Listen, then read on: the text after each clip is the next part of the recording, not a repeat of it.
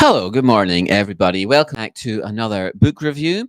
And what happens when one of Korea's most beloved writers turns her sharpest gaze on love and aging? So today I'm looking at Park Wan-suh and a few of her books, actually. So Park Wan-suh is a novelist, a short story writer, and famously is referred to as the auntie next door. I'm going to start with this autobiographical novel, Who Ate Up All the Shinga? And then I will talk about this short story, Weathered Blossom. And they cover really they start with her childhood or in wartime childhood and go all the way through to late life romance. And Park is very good at stripping away sentiment and showing us the lives people actually live. So, for example, mothers who are overlooked by their children, seniors navigating loneliness, and just ordinary people, ordinary Koreans caught between tradition and modernity. And so, if you're looking for literature that can be both comforting sometimes, but is also can be uncompromising, then Park Wan-suh is a good writer to get into. So I'll start with Park's memoir. So, Who Ate Up All the Shinga? Who Ate Up All the Shinga? So this is a modern Korean classic, really. It sold well over 1 million copies and was translated into several different languages, including English. And Park is one of Korea's best-selling, award-winning writers, and she passed away in 2011 at the age of 80. But in this memoir, her writing is just very, very, it's just very alive and authentic and genuine. And it's a semi autobiographical account. It follows her childhood and young adulthood through two, devastating eras in Korean history. So it's the end of the Japanese occupation and the Korean War. And it's a story that's shaped by oppression and deprivation, by social and political instability, and then also by grit of Park herself and her family members, and their sort of resourcefulness, and a sharp and unsentimental eye for how people live, how people survive. And the translation is by Stephen Epstein and Yu Young-nan. Yu Young-nan and Stephen Epstein, and her writing Park's writing comes through very clear and wry, and often quietly devastating. And so, if you want a story about coming of age during these sort of very significant historical events that were tearing a country apart, this is a fantastic book to pick up. Like I said, Park Wan-suh has this nickname of the Yop Chib Ajuma, and this means the auntie next door. And she has this incredible legacy, and this book is part of that legacy. And she died of gallbladder cancer in 2011. She was 80 years old, and there was a sort of national grief, an outpouring of national grief, and many readers sort of felt like they'd lost a neighbor. And she'd spent the previous 4 decades writing in this very warm, conversational voice, and her stories are very witty and sort of colloquial. And some of her stories, she's kind of celebrating the sort of folk pathways of early. From that she observed in her childhood, and but she just continued to sort of poke at the social conventions and everyday complexities of Korean life through the post-war era and modernity and all the rest of it. And this intimacy on the page, this sort of intimate style of writing, just made millions of people feel close to her in Korea, and they mourned accordingly. And what I also always think is remarkable when talking about Park is how late that she started writing. She didn't debut until she was almost 40, but then was astonishingly prolific. So she wrote around 20 novels, I think, and apparently about 150 short stories, as well as children's books and essays. on a variety of different subjects, and she kept writing right up until the end. Her final work was called Roads Not Taken Are More Beautiful, and this was a quiet celebration of old age and nature. And it was published just months before she passed away. And some authors struggle to sort of cross this sort of critical commercial divide, but Park didn't have that problem. She was genuinely a popular author whose books sold in their millions, but she also won the respect of Korea's famously, notoriously exacting literary establishment, and she collected numerous awards across this 4-decade career. But behind that success was a woman who'd been tempered by and shaped by a significant amount of personal hardship and tragedy. But it was these sort of tragic events in her personal life that I think sharpened her insight and her empathy. And so you have this combination of the sort of neighborly voice, sort of maybe neighborly, gossipy kind of voice, very honest and unsentimental and wise. And these are, I think, the attributes which make her the auntie next door, and why so many people still feel so close to this voice, and why her stories still endure and are still very much worth reading today. So as I've hinted, she did write from this very significant, very deep well of sorrow and pain and anguish, and we can feel all of that in Who Ate Up All the Shinga. She one point she famously said at one point in her life that things that have not been experienced cannot be written, and you sort of get a feeling of what she means reading this book. And Shinga, who ate up all the Shinga, alongside another autobiographical novel called Mother Steak. I reviewed that already. You can see that review separately. But both these books revisit her early childhood, and she had this sort of wrenching dislocation when she was transplanted from what she thought of as an idyllic and a pastoral countryside life with her grandparents to Seoul with her mother, and Seoul felt like an alien, place. It was bustling and it was dirty and overcrowded, and people were, cruel and mean. Uncaring. And in both of these works, Mother's Steak and Who Ate All the Shinga, she returns to many of the same events from some shifting angles, as if she's just turning these things over in her mind. And what she's doing here, she's tracing the shock of this dislocation, and then the slow and often unglamorous experience of coming to terms with the hardships that new life in the big city imposed on her and her mother. And she mines these memories to just to display, to sort of highlight, to illuminate how people on society's fringes were forced to live. So these people on the sort of living on the outskirts of Seoul, trying to scrape out a living. And she finds these very insightful, sort of small, detailed truths of these people living in the margins. And Shinga, in particular, maps the growth of her awareness with such clarity. And there's a great quote from a critic called Chae Kyung-hee, called it a portrait of the artist as a little girl. And it is exactly that. It's personal history turned into art, and it's not sentimental. It's observant, and it's very deeply and profoundly human. It's very enjoyable to read. It's natural and real, and just feels enriching for having those qualities. And Park was also writing in the under the shadow of the Korean War. Beyond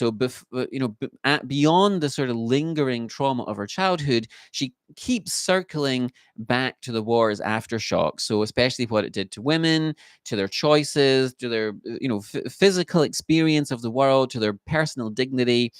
And there's another famous quote where she put it: "For the sake of survival, I had to endure every indignity and act of brutality that you can imagine. What kept me alive amid all the grief was my desire to document life. There were times I had to crawl like a worm. A deep sense of regret that built up into a desire for revenge maintained my last bastion of self esteem. I wanted to document the injustices of the war. It was at that moment that I realized the value of literature. And that impulse to record these stories, to just be a witness to the unfolding historical events and what they were doing to people, really gives a sort of urgency or kind of documentary moral kind of quality to it, right? You kind of see these things happening in front of you, and these sort of stories that she tells, there's these very vivid psychological profiles of, just women kind of struggling to get by, like her mother, the other women in the neighborhood, and so on. And we see how these very catastrophic events affect people, become the sort of private individual burdens in a variety of different ways. And in one of her other stories, there's a doctor who says, the Korean War was the line common to us all, the barrier we had all confronted. What outrageous warping of fate had each one of us faced over that line? And so Park sort of keeps coming back to that question, like, what did the experience of the war and living through it in the aftermath, what did that do to people?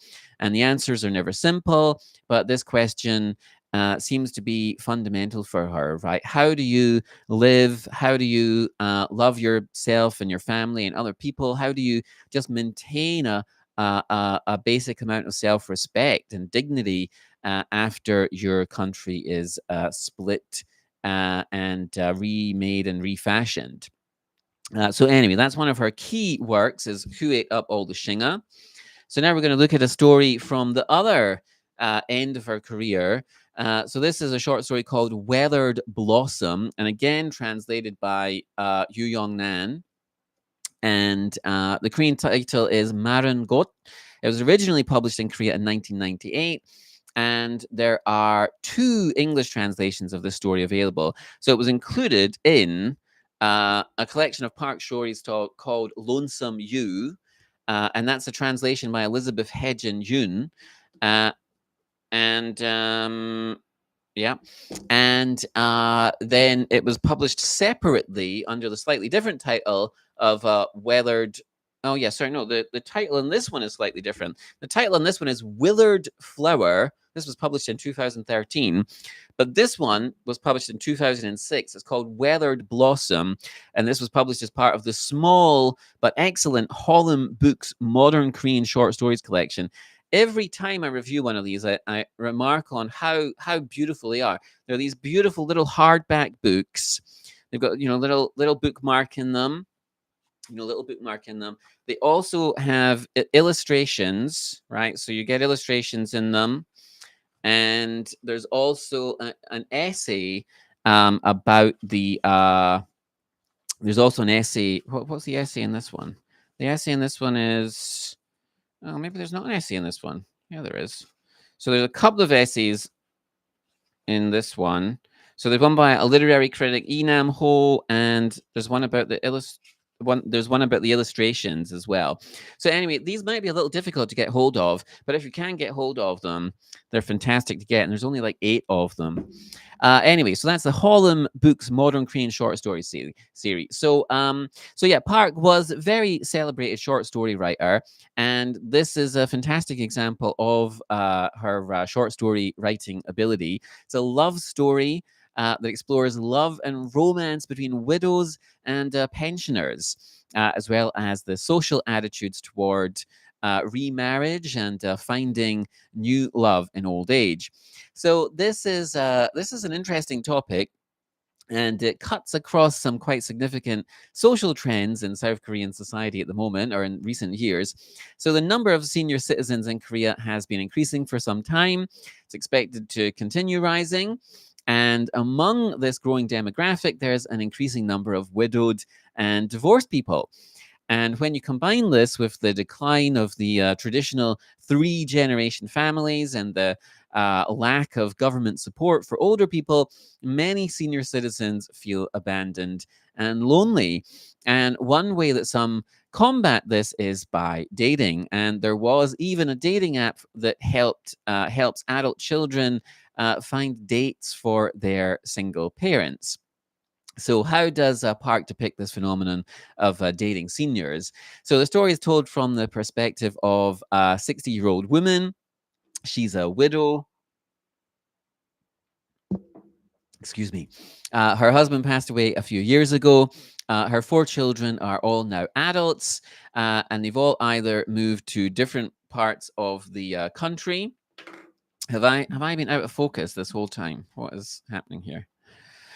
Uh, okay, how annoying.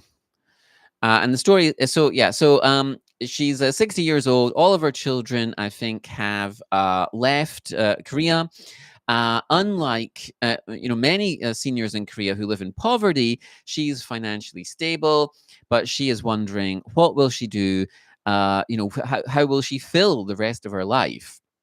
What will the occasional phone call and promise of visits from these children who've left, will they keep her going? Probably not. And her life is not over. And then one day, like in a romance novel or a movie, she has a meet cute. She has a chance meeting with a similarly aged man who is pleasingly handsome and exceedingly charming. And she experiences a swirl of emotions and feelings that she says she hasn't felt in many years. I saw him beaming at me from a distance, standing under a street lamp and drinking tea. His smile was the kind that might easily seep into one's heart, so I averted my gaze. As he stood there, he cut a figure that might make for a movie's good final scene.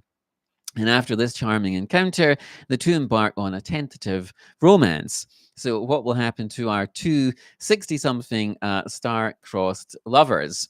So, what indeed? While some adult children might be happy to help their single parents find new partners through dating apps, this might not be the case for all adult children.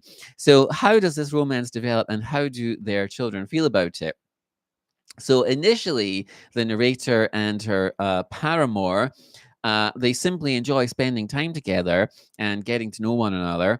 We see how fulfilling or at least diverting this is for a while. And it's interesting how Park frames this for our unnamed 60-year-old. She notes that the experience of middle age for her and for women in general is more difficult than male middle age. She says the men's middle age looked much less lonely, which doubled our emptiness. We felt all the more small standing before our age. And then, as she reminisces, we learn that she felt this emptiness once her children were raised and had flown the family nest. And she says she couldn't find meaning in her life. So, why shouldn't she enjoy this relationship with a man who makes her heart pound noisily? However, as you might expect, her children have conflicting feelings about this. At first, they are skeptical, worried about being embarrassed and losing face in the community, even though they have mostly all moved and have even shown some disregard for their mother anyway. But then, when they discover the man's good standing, their attitude changes. Instead, they seem to conspire with the man's daughter in law to get them married. But this appears to the older couple as if it's a way of getting rid of them. The adult children don't want the burden of looking after these older relatives, so they can kind of shuffle them off together and they can kind of look after each other. And it kind of absolves the adult children of responsibility of and guilt of having to deal with them. But what does our narrator think about all this? So, regardless of her children's scheming, what does she want, and how does she view this new relationship? So, there's a particularly interesting section towards the end where the narrator reflects on the differences between love and romance in youth and in old age. There's friendship, companionship, and even romance in this new relationship, but something is missing. And she concludes that this something is the lust, the animal lust that comes with youth. And she thinks that it is this lust that drives us together And without it, a relationship is just a charming facade. And she comes to the conclusion that a new relationship is ultimately pointless at her age, that it takes, and she says, animal like hours together between a husband and wife who had made children, given birth to them, and raised them. And it's a rather conservative conclusion in view of love and relationships in general, which I'm sure some won't like, even though contains a great deal of truth. But it also contains some other elements that people might not like too. She thinks to herself, what's the value to her now of the experience of raising her children when they so callously ignore her and then try to marry her off as a way of lessening their own burden? Raising them was her life's work, she thinks, and for what? Shouldn't they be looking after her now? They seem to have abandoned this responsibility. It's an interesting question with some rather difficult answers.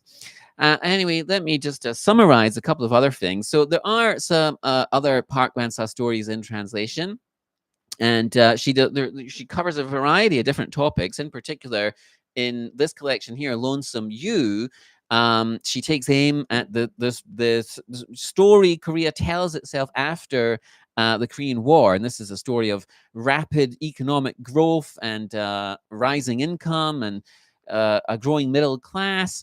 But she just sees the hypocrisy that comes with all of these things. So in Identical Apartments, she critiques the blandness or uniformity or sterility of the apartment living lifestyle that many Soulites seem to obsess over. She sort of seems to suggests that these sort of uniform comforts really just stifle people and stifle communities. And in a few of the stories in this collection, she turns her gaze, very unsparing gaze, on the lives of the elderly and infirm. Asking what does aging really mean once the pace of life slows and your body begins to betray you. Psychedelic Butterfly is about how children caring for a parent slipping into dementia. Just a painfully sad story. Very, very, very, just a very affecting story, I thought. Long, boring movie probes even thornier questions of caring for an aging, deeply obnoxious father who, treated his wife with contempt and rarely showed any love for his children. What is the responsibility of the children in that case? What do you do with the obnoxious old father who isn't a good guy, right? And the rest of that collection, it ranges quite widely. There's young love. There's the difficult life of a mistress's daughter. But together they offer this very interesting cross section of Korean life and human nature. And whether Park is writing from the perspective of a little girl or a pensioner, Park's work is just very rich. She has this excellent ability of just conveying lived in authenticity, which I think is very enjoyable. And just I think her stories, they just remind us that survival isn't the end of the story. What we do with our memories, who we love, how we love, do we forgive people, how do you maintain your dignity? These are all things that Park is very good at writing about and talking about. And I think she's that colloquial voice is just a very enjoyable voice. Reminds me of even someone like Billy Connolly or someone. Just there's a colloquialness, a lived-in, authentic. Um, it's kind of like folk culture or something, and she just does a very good job at sort of writing about things like that. Anyway, okay, if you liked the video, subscribe and all that stuff. And anyway, thanks for watching. Take care, and I will see you in the next video sometime.